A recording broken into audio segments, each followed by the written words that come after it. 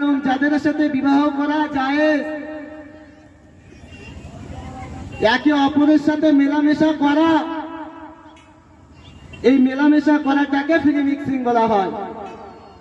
এটাকে আবার অনেকজন অস্বীকার করতে চায়। ফ্রি মিক্সিং কে অনেকে আমার বৈধতা মনে করে। তারা বলে, তারা বোঝানোর জন্য একটা চাদর পরায়। তারা বলে থাকে, আমি তো শুধুমাত্র তাকে বোনের না, আমি তো তাকে মেয়ের নজরে দেখতেছি, আমি তো তাকে ছোট বোনের নজরে দেখতেছি, সে তো শুধুমাত্র আমার জাস্ট ফ্রেন্ড, সে তো শুধুমাত্র আমার জাস্ট ফ্রেন্ড, অন্য কিছু নয়। কিন্তু কোরআন বলছে না, ওয়াকুল্লিল মুমিন ইয়াগুদ্দু মিন আবসারিহি। তুমি যদি মুমিন হও তাহলে তোমার প্রথম কাজ হলো তুমি মেয়ের দৃষ্টিতে তাকাও, আর তুমি বোনের দৃষ্টিতে তাকাও, আর ফ্রেন্ডের দৃষ্টিতে তাকাও। তুমি যে দৃষ্টিতে তাকাও তুমি, ওটা বড় বিষয় নয়। বড় বিষয় হলো তুমি তাকাবে না।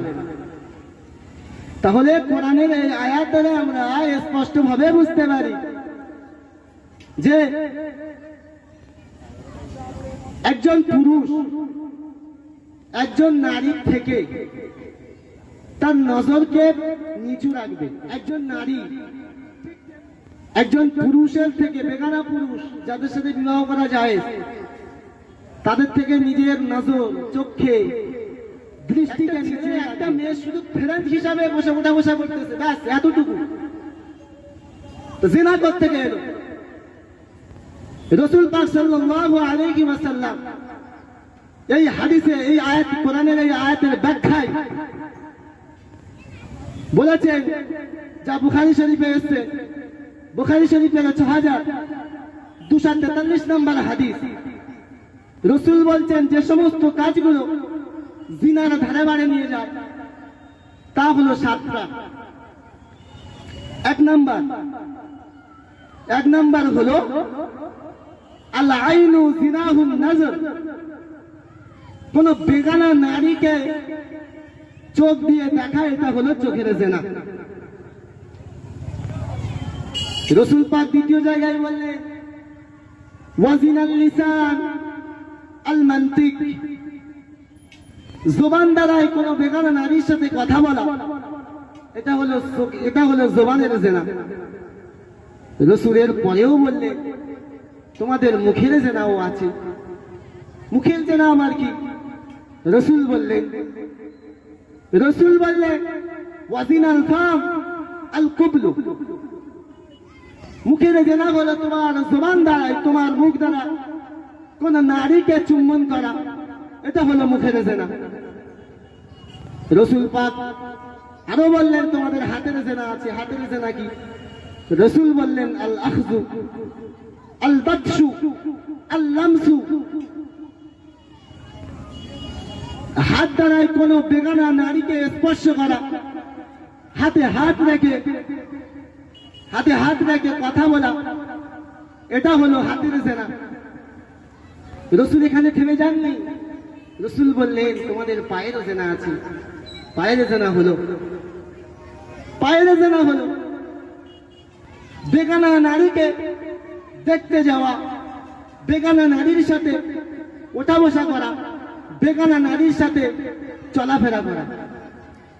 এই 5 নম্বর বলার পরে রাসূল সব থেকে মেন যে ইম্পর্টেন্ট কথাটা 6 নম্বরে তুলে ধরলেন। রাসূল বললেন, তাতামান্না ওয়া তামশি। তাতামান্না তোমার অন্তর, তোমার দিল, ওয়া তামশি একটা মেয়েকে দেখলে অনেক কিছু চায়। একটা ছেলে একটা মেয়েকে দেখলে কি চায় এটা ছেলেরাই বোঝে, আর একটা মেয়ে একটা ছেলেকে দেখলে কি চায় এটা মেয়েরাই বোঝে।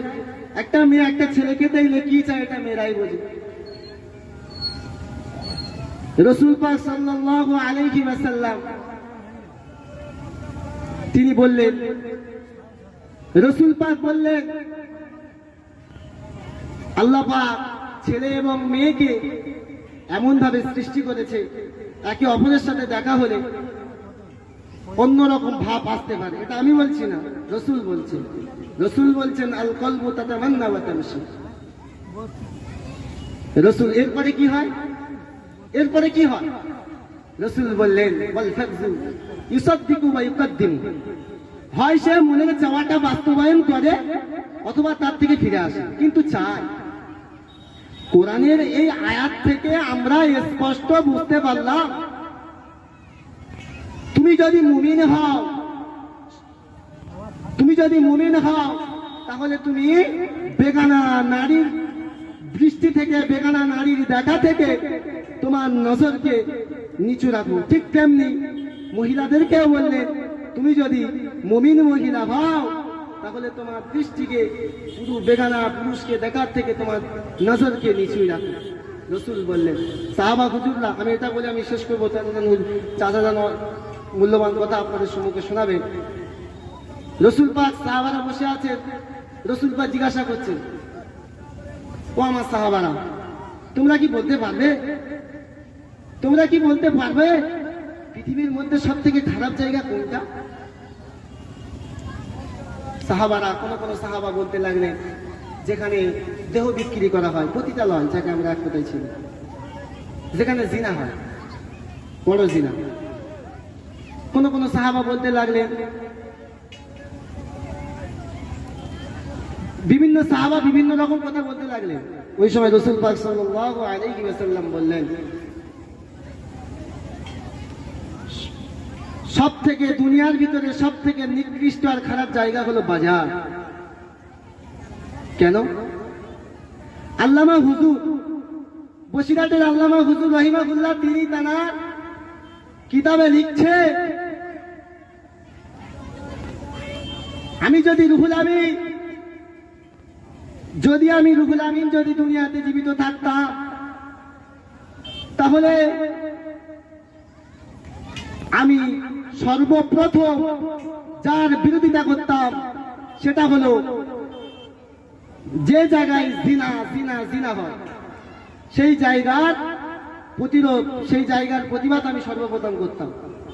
এটাও আল্লামা হুজুর বলে গেছে।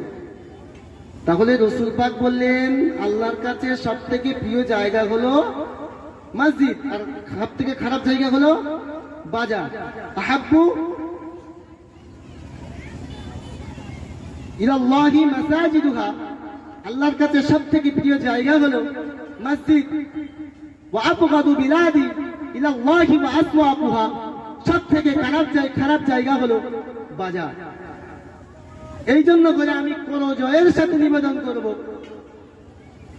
হয় মাহফিলে আসেন না তো বাড়ি চলে যান। পরিস্থিতিকে আপনারা নষ্ট করবেন না। আমরা তখন ছোট, 5 থেকে 7 বছর পূর্বে আমরা দেখেছি, যখন কোনো হুজুর মাওলানা রাস্তা দিয়ে হেঁটে যেত, মুরব্বী মায়েরা তারা ওই হুজুরদের থেকে কম করে হলেও 40 হাত দূরে চলে যেত। আর এখন, আর এই বর্তমান সময়ে হুজুরদের দেখলে, শুধু হুজুররা নাই, সবার দেখলে সমস্ত ধরনের মানুষ যখন তারা হেঁটে যাবে তখন তারা নারীরা তখন কাঁধে কাঁধ মিলিয়ে তাদের সাথে চলবে। আফসোস, অথচ আপনারা জানেন না রাসূলের এই সম্পর্কে, রাসূলের ভয়াবহ হাদিস আপনারা জানেন না। আপনাকে আমি কথা বলবো, তবে এটা জেনে রাখেন, বাজার হলো সব থেকে খারাপ জায়গা। বাজারে কেউ ঘুরবেন না, আমার অনুরোধ, কেউ ঘুরবেন না। হয় মাহফিলে আসেন না তো বাড়িতে চলে যান।